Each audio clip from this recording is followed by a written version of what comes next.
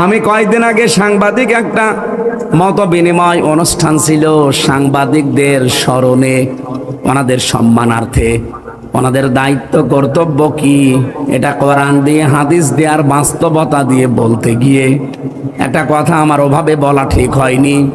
বলেছিলাম যে সংবাদ এটা নবী থেকে আসা, কারণ নবী মানে সংবাদ বাহক। যারা সত্যের সংবাদ বহন করে নিয়ে বেড়ায় তাদেরকে আল্লাহ রাব্বুল আলামিন এই পৃথিবীতে নবী করে পাঠিয়েছিলেন। কি আমি দলিল দিয়েছিলাম সূরা কলমের 4 নম্বর আয়াত দিয়ে, ওয়া ইন্না লাকা লাআজরান গায়রা মামনুন।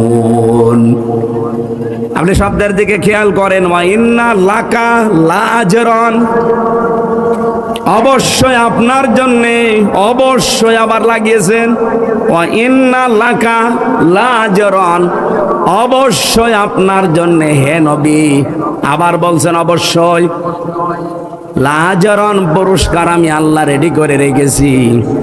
গায়রা মামনুন, শেষ হয়ে যাবে না এই পুরস্কার, নিরবিচ্ছিন্ন চলতে থাকবে।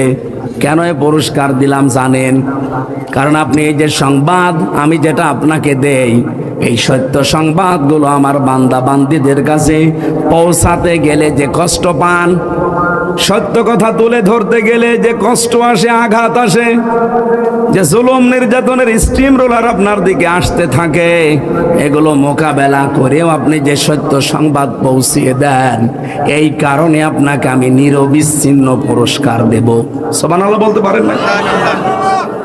নবী যদি সত্যের কথাগুলো সঠিকভাবে তুলে ধরতে পারে, এই পৃথিবীতে যারা সাংবাদিক তাদেরও উচিত, যারা এই দেশে নেতৃত্ব দেয় তারা যদি আদর্শ হিসাবে নেতা গ্রহণ করতে হলে মুহাম্মদুর রাসূলুল্লাহকে গ্রহণ করবে না? বলেন না কেন? কেউ যদি